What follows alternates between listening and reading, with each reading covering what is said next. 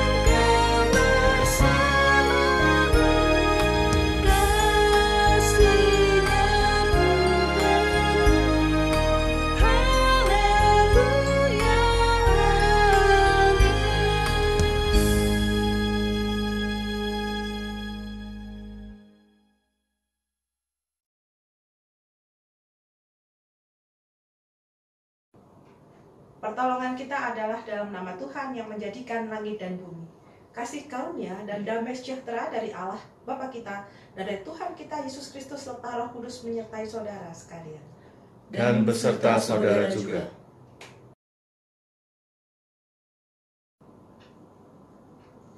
Mari kita satu di dalam doa. Allah sumber kasih, pada saat ini kami datang menghadap kehadirat-Mu. Kami bersatu hati untuk beribadah, menundukkan diri di bawah kehendak-Mu. Sertailah jalannya peribadahan kami, ya Allah. Bukalah hati dan pikiran kami, agar kami semakin mengenal panggilan yang Engkau berikan untuk kami kerjakan di dalam kehidupan kami sehari-hari. Khususnya panggilan untuk menjadi pewarta kabar baik-Mu. Dalam nama Tuhan Yesus kami berdoa. Amin.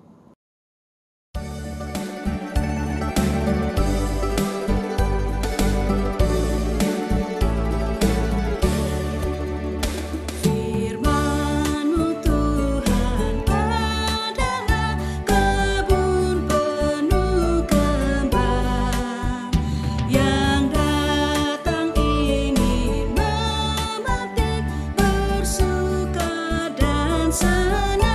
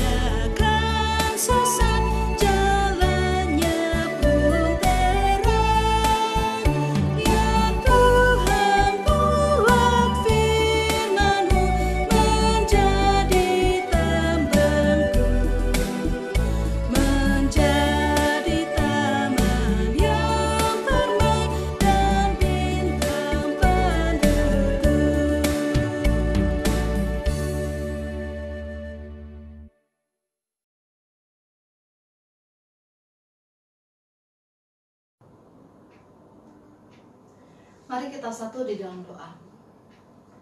Allah yang Maha Baik, dengan segenap kerendahan hati, kami hendak mengakui dosa di hadapan-Mu dan memohon pengampunan. Kami menyadari bahwa di dalam menjalani kehidupan sehari-hari, kami belum sungguh-sungguh melakukan kehendak-Mu. Kata-kata dan perbuatan kami menyakiti orang-orang di sekitar kami. Cinta kasih dan teladan Kristus terkadang juga belum kami tampakkan dalam sikap hidup kami. Ampunilah kami ya Allah. Kami mau memperbaharui diri untuk menjadi pelaku firman yang setia. Di dalam Kristus kami memohon. Amin.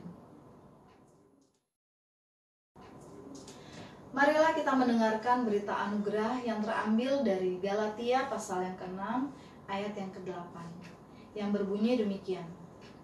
Sebab barang siapa menabur dalam dagingnya, ia akan menuai kebinasaan dari dagingnya. Tetapi barang siapa menabur dalam roh, ia akan menuai hidup yang kekal dari roh itu. Demikianlah berita anugerah dari Tuhan. Syukur kepada Allah.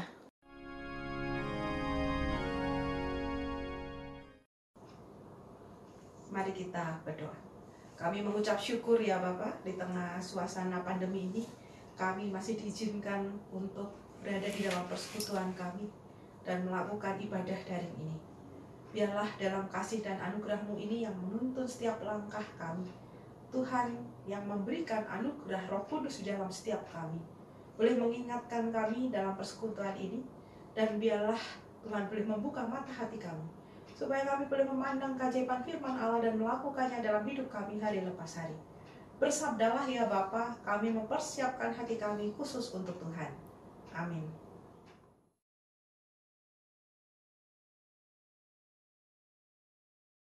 Pembacaan kita pada pagi hari ini terambil dari Yesaya 55 ayat 10 sampai 13 yang berbunyi demikian.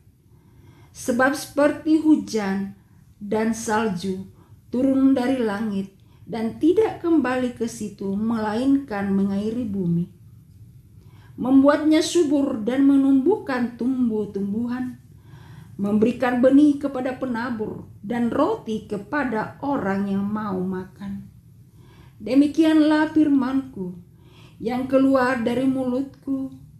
Ia tidak akan kembali kepadaku dengan sia-sia, tetapi ia akan melaksanakan apa yang Ku kehendaki dan akan berhasil dalam apa yang Kusuruhkan kepadanya. Sungguh kamu akan berangkat dengan sukacita dan akan dihantarkan dengan damai. Gunung-gunung serta bukit-bukit akan bergembira dan bersorak-sorai di depanmu, dan segala pohon-pohonan di padang akan bertepuk tangan. Sebagai ganti semak duri akan tumbuh pohon senabur, dan sebagai ganti kecubung akan tumbuh pohon murat. Dan itu akan terjadi sebagai kemasyuran bagi Tuhan, sebagai tanda abadi yang tidak akan lenyap. Demikian sabda Tuhan. Syukur kepada Allah.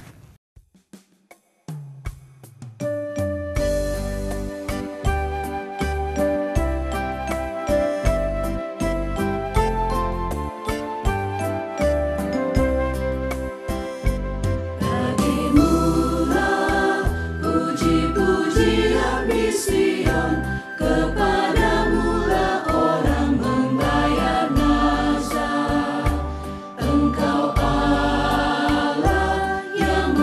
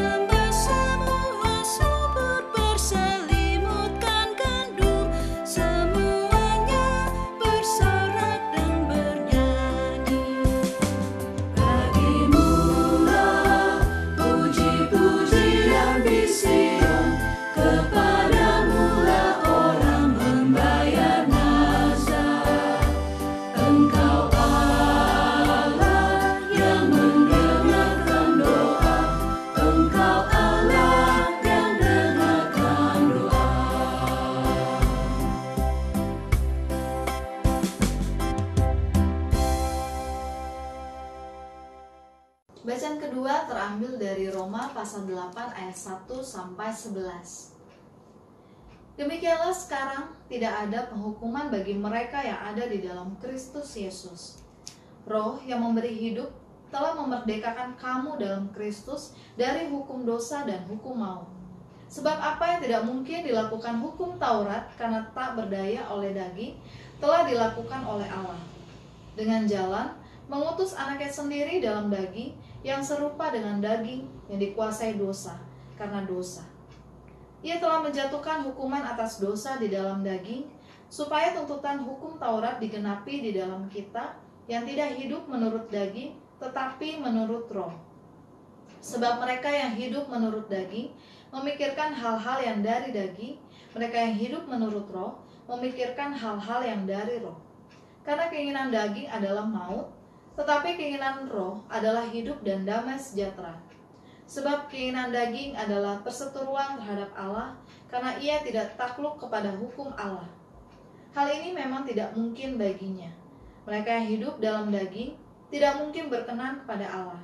Tetapi kamu tidak hidup dalam daging, melainkan dalam roh. Jika memang roh Allah diam di dalam kamu. Tetapi jika orang tidak memiliki roh Kristus, ia bukan milik Kristus. Tetapi jika Kristus ada di dalam kamu, maka tubuh memang mati karena dosa, tetapi roh adalah kehidupan oleh karena kebenaran.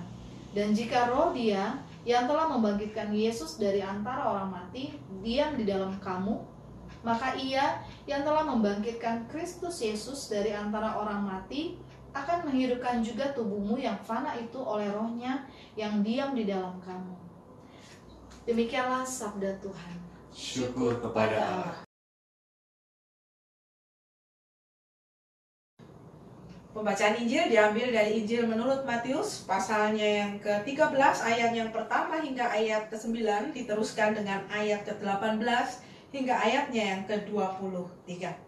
Pada hari itu keluarlah Yesus dari rumah itu dan duduk di tepi danau.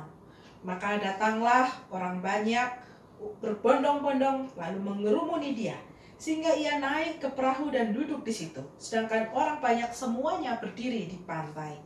Dan Ia mengucapkan banyak hal dalam perumpamaan kepada mereka. Katanya, adalah seorang penabur keluar untuk menabur.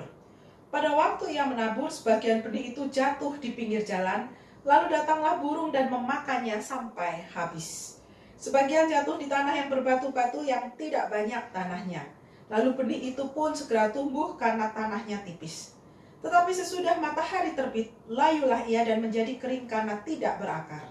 Sebagian lagi jatuh di tengah semak duri, lalu makin besarlah semak itu dan menghimpitnya sampai mati. Dan sebagian jatuh di tanah yang baik lalu berbuah. Ada yang 100 kali lipat, ada yang 60 kali lipat, ada yang 30 kali lipat. Siapa bertelinga, hendaklah ia mendengar. Karena itu dengarlah arti perumpamaan penabur itu. Kepada setiap orang yang mendengar firman tentang kerajaan sorga, tetapi tidak mengertinya, datanglah si jahat dan merampas yang ditaburkan dalam hati orang itu. Itulah benih yang ditaburkan di pinggir jalan. Benih yang ditaburkan di tanah yang berbatu-batu ialah orang yang mendengar firman itu dan segera menerimanya dengan gembira. Tetapi ia tidak berakar dan tahan sebentar saja. Apabila datang penindasan atau penganiayaan karena firman itu, orang itu pun segera murtad. Yang ditaburkan di tengah semak duri ialah orang yang mendengar firman itu, lalu kekhawatiran dunia ini dan tipu daya kekayaan menghimpit firman itu sehingga tidak berbuah. Yang ditaburkan di tanah yang baik ialah orang yang mendengar firman itu dan mengerti, dan karena itu ia berbuah, ada yang 100 kali lipat, ada yang 60 kali lipat, ada yang 30 kali lipat. Demikianlah Injil Yesus Kristus. Yang berbahagia adalah mereka yang mendengarkan firman Allah dan yang memeliharanya. Haleluya.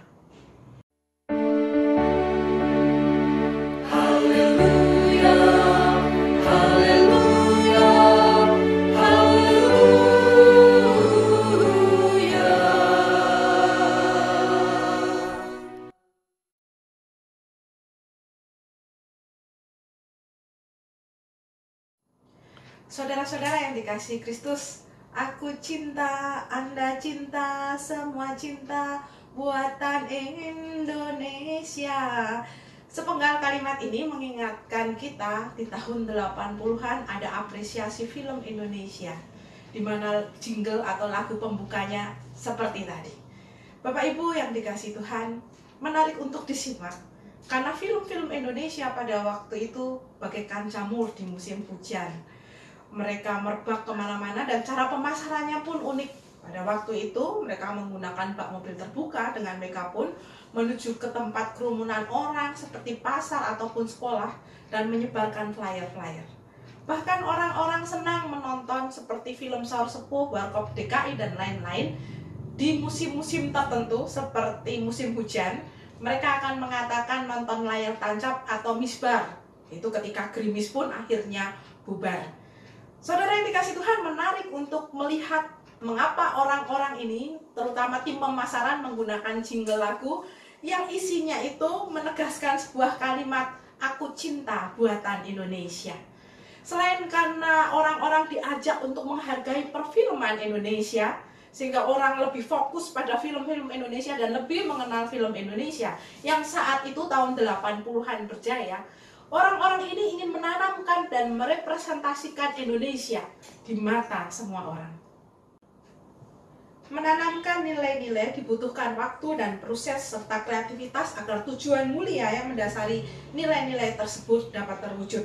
Sebagaimana menanamkan nilai-nilai Kristiani dalam kehidupan, maka kita diingatkan oleh Injil Yesus Kristus menurut Matius pasal yang ke-13, ayat pertama hingga ayat ke-9 yang disambung dengan ayatnya ke-18 sampai ayat 23, demikian. Ada 3 hal yang disampaikan. Yang pertama adalah sikap seorang penabur, yaitu Yesus sendiri. Yang kedua adalah konteks penaburan benih. Dan yang ketiga adalah jenis-jenis benih atau penerima firman Allah. Saat itu Yesus dalam perjalanan memberitakan firman kerajaan surga secara terus-menerus. Tibalah ia di tepi danau dan memilih memberitakan firman di atas perahu. Sehingga orang-orang berbondong-bondong mengikutinya dapat berdiri tenang dan mendengarkannya di tepi danau. Pemilihan tempat yaitu tepi danau dan alat transportasi perahu menunjukkan bahwa penabur benih siap atau tidak siap. Dia harus siap untuk meneruskan memberitakan firman Allah tanpa harus terhalang oleh orang, waktu, tempat, ruang, alat transportasi, dan juga orang-orang yang mengikutinya. Tidak ada rabi, imam, bahkan orang Farisi atau ahli Taurat yang memilih danau, apalagi perahu, untuk memberitakan firman Allah. Karena bagi mereka itu adalah kelompok orang-orang yang terpinggirkan.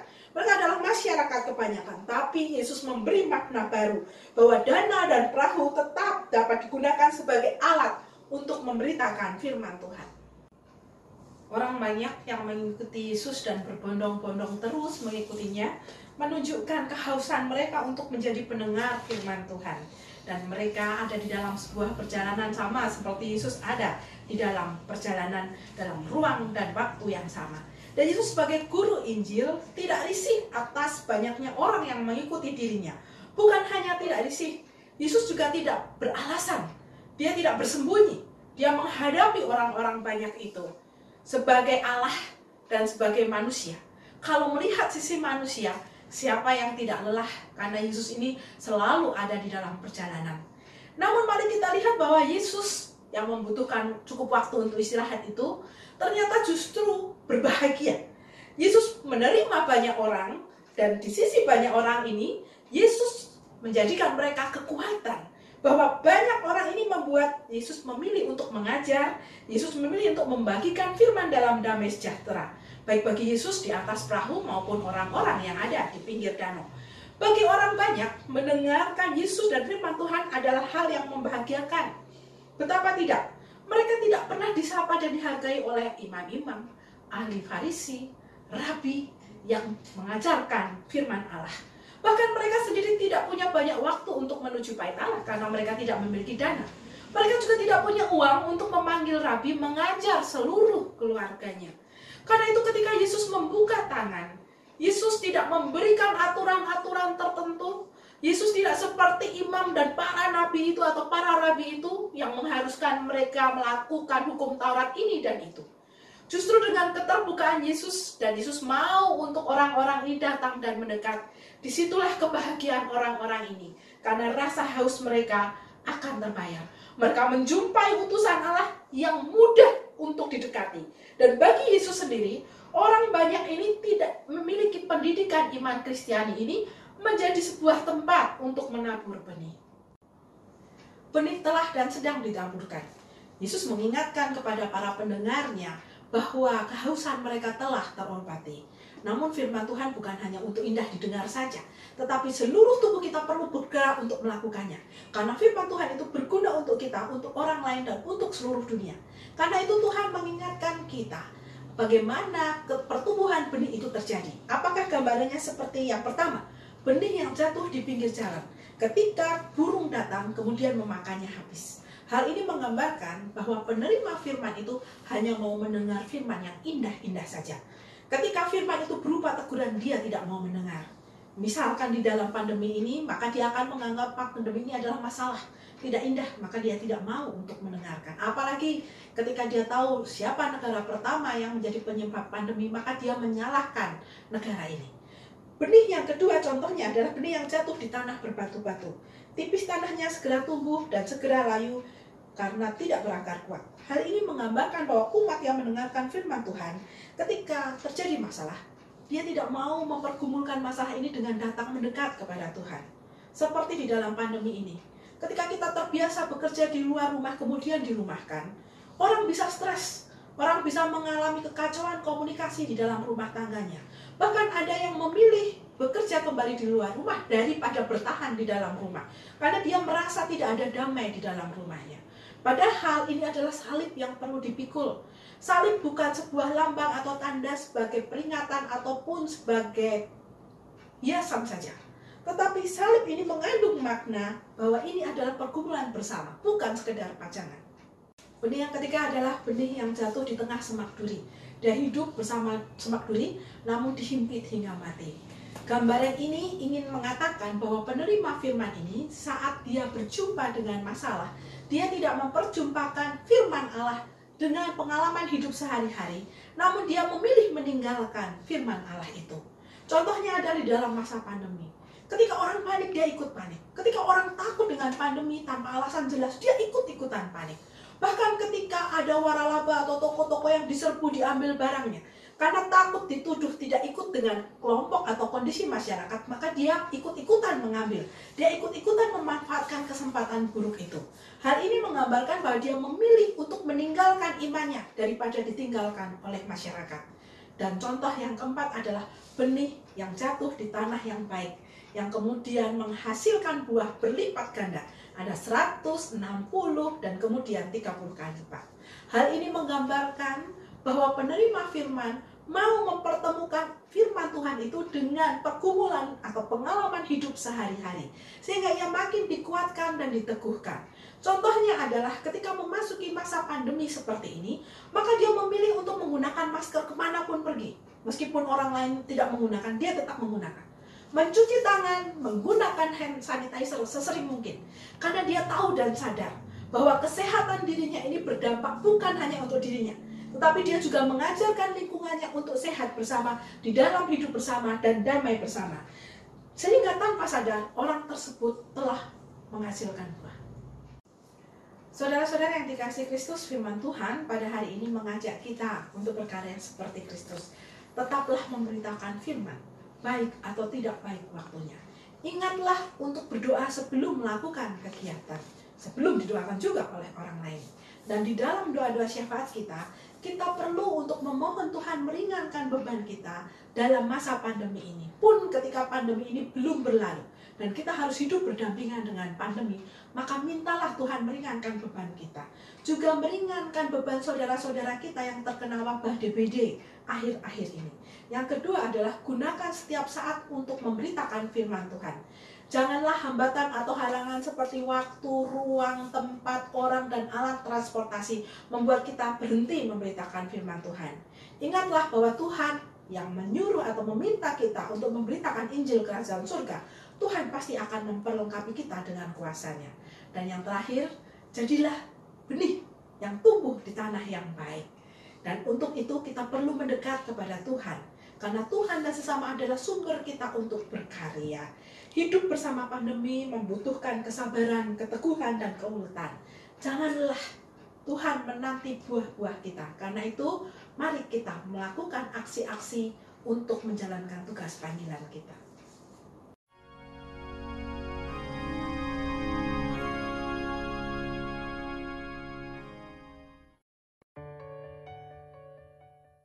Marilah kita memperbarui pengakuan iman percaya kita dengan menyatakan pengakuan iman rasuli bersama-sama. Aku percaya kepada Allah, Bapa yang Maha Kuasa, Khalik langit dan bumi, dan kepada Yesus Kristus, Anaknya yang tunggal Tuhan kita, yang dikandung dari Roh Kudus, lahir dari anak darah Maria, yang menderita sengsara di bawah pemerintahan Pontius Pilatus, disalibkan, mati dan dikuburkan, turun ke dalam kerajaan maut. Pada hari yang ketiga, bangkit pula dari antara orang mati, naik ke surga, duduk di sebelah kanan Allah, Bapa yang Maha Kuasa, dan dari sana Ia akan datang untuk menghakimi orang yang hidup dan yang mati. Aku percaya kepada Roh Kudus, gereja yang kudus dan am, persekutuan orang kudus, pengampunan dosa, kebangkitan orang mati, dan hidup yang kekal. Mari saudara kita masuk di dalam doa syafaat. Bapa yang Maha Kasih, kami mengucap syukur ketika Tuhan mengingatkan kami untuk terus berkarya di tengah kehidupan ini, sehingga benih menjadi bertumbuh, berkembang, dan berbuah. Sehingga Tuhan boleh dirasakan kehadirannya oleh banyak orang di sekitar kami. Karena itu mampukan kami dan perlengkapi kami ya Bapa. Di tengah kehidupan bersama pandemi, ingatkan kami juga bahwa hal terutama adalah sehat bersama. Karena itu izinkan kami untuk terus memperhatikan diri dan kondisi kami, sehingga kami senantiasa menggunakan masker, kami menjaga jarak, kami menggunakan hand sanitizer dan mencuci tangan setiap kami berjumpa ataupun keluar rumah atau melakukan pekerjaan-pekerjaan kami. Kami juga berdoa Bapak bagi mereka yang terkena virus atau pandemi ini dan belum selesai. Kami juga berdoa bagi para medis dan juga wabah DBD yang terjadi di tengah kehidupan kami. Ringankan kami ya Bapak, ingatkan kami untuk terus menjaga kesehatan. Kami juga berdoa untuk pergumulan GKI Jati Bening Indah Bekasi yang berpindah-pindah. Biarlah kami boleh diteguhkan dan dikuatkan untuk suatu hari nanti memiliki tempat ibadah permanen dan terus boleh berkarya. Bersama pergumulan GKI Jati Bening Indah Bekasi, bersama pergumulan anak-anak yang memulai sekolah melalui Zoom, melalui pekerjaan-pekerjaan juga yang sekarang dilakukan jarak jauh, melalui mereka yang juga mengalami kesulitan di dalam pekerjaannya, Tuhan boleh ringankan. Dan Tuhan boleh membuat kami menjadi makin kreatif. Kuatkan dan diteguhkan kami ya Bapa, dan kami naikkan doa-doa permohonan ini di dalam Kristus Yesus yang mengajar kami berdoa. Bapa kami yang di surga, dikuduskanlah namamu, datanglah kerajaan-Mu, jadilah kehendak-Mu di bumi seperti di surga. Berikanlah kami pada hari ini makanan kami yang secukupnya, dan ampunilah kami akan kesalahan kami, seperti kami juga mengampuni orang yang salah kepada kami. Dan janganlah membawa kami dalam pencobaan, tapi lepaskanlah kami dari yang jahat. Karena Engkaulah yang punya kerajaan, dan kuasa, dan kemuliaan sampai selama-lamanya. Amin.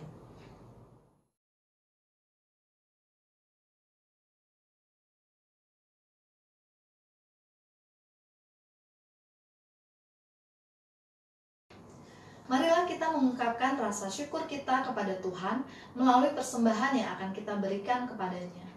Dasar persembahan terambil dari Mazmur pasal 52 ayat 11.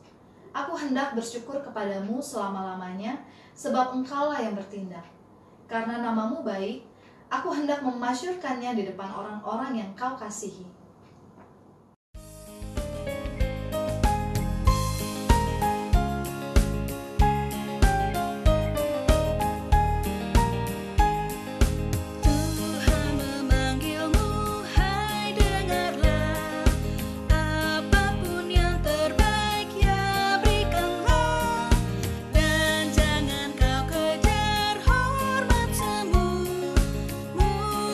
Saja Yesus Tuhan.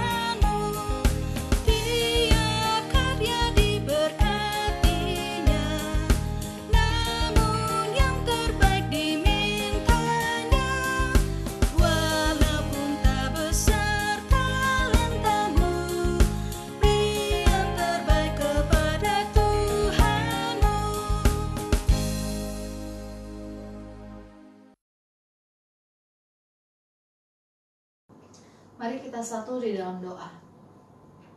Allah sumber segala karunia, kami rindu untuk memberikan persembahan sebagai ungkapan sukacita atas segala berkat yang Engkau beri. Biarlah hidup kami juga kami serahkan sebagai persembahan yang berkenan di hadapan-Mu. Terimalah persembahan kami ya Allah. Amin.